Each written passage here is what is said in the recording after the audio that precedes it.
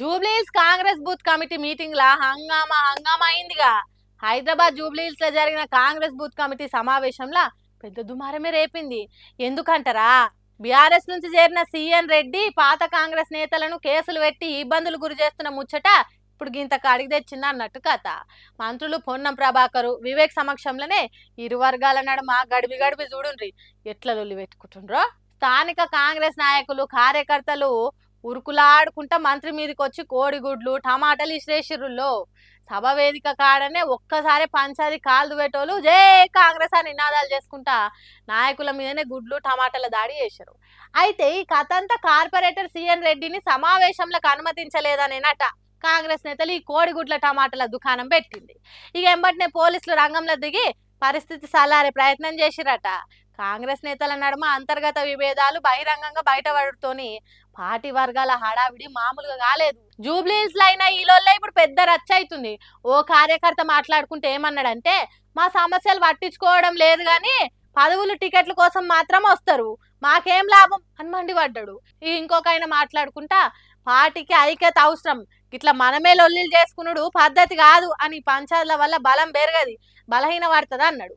ఇక వెనక సిరి ఏమేం మాట్లాడినరో మనం కొట్లాడుకుంటే మూడో ఓన్కి సంధించినట్టు అవుతుంది అనుకున్నారు కావచ్చు, కానీ ఏ మాటకు ఆ మాట అట్లా అడుగుట్ల తప్పే లేదంటారు ఈ వార్తిన్న జనాలు.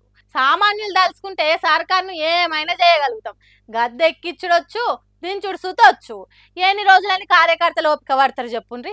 ఖాళీ ఓట్లప్పుడే అవసరం పడతారా, ఉత్తప్పుడు పనికి రారా? వాళ్ళ సమస్యలు ఎందుకు పట్టించుకోరు? మీరు ఇట్లనే నిర్లక్ష్యం చేస్తే గిసొంటి హంగామాలు చేయాల్సి వస్తుంది తప్ప ఇంకేం లేదనుకొచ్చిండ్రు. ఏందో ఏమో ఈ లొల్లిలో. ఓరక్కో మల్లోపారి పొలిటికల్ ఈట్ పెట్టించిన మాటలే ఇప్పుడు సుతా హాట్ టాపిక్ అయినాయి సుమి. జూనియర్ ఎన్టీఆర్ గురించి అనంతపురం అర్బన్ ఎమ్మెల్యే దగ్గుపాటి ప్రసాద్ వేల్చిన మాటలు సోషల్ మీడియాలో టోర్నడోలా తిరుగుతున్నాయి పోన్రి.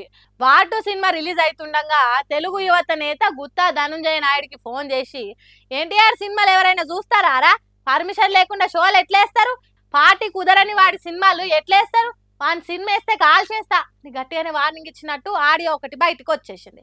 ఆడియోలు వినిపించిన మాటలు వినగానే ఎన్టీఆర్ ఫ్యాన్స్ ఆగ్రహంతో ఊగిపోతున్నారు.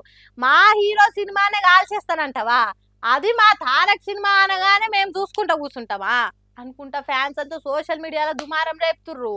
కానీ ఈ దుమారం పెరుగుతుండగానే ఇంకో దిక్కు దగ్గుపాటి ప్రసాద్ కౌంటర్ ఇచ్చిండు.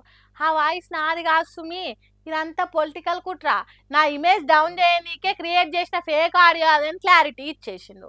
ఇక నాకు నందమూరి కుటుంబం అంటే ఎనలేని అభిమానం అని, బాలయ్య ఎన్టీఆర్ సినిమాలు నేను ఎప్పటి సొందో చూసేటోనని చెప్పుకొచ్చిండు.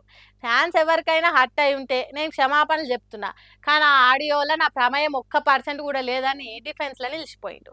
మరి ఆ ఆడియో నిజంగానే అసలుదా లేక ఫేక్ క్రియేషనా అనే డౌట్ మాత్రం ఇంకా పబ్లిక్ మైండ్లో తిరుగుతుంది. కానీ ఒక్క ముచ్చట మాత్రం ఖచ్చితంగా చెప్పాలి, జూనియర్ ఎన్టీఆర్ పేరు వస్తే ఫ్యాన్స్ మాత్రం ఒక్క నిమిషం కూడా కూల్ కూర్చోరట. మరి జూనియర్ ఎన్టీఆర్ వీరాభిమానుల ప్రేమకు ఈ ఆడియో మీద వస్తున్న కోపానికి రచ్చ అవుతుందా లేకుంటే ఇంకా జర పెరుగుతుందా చూడాలిగా.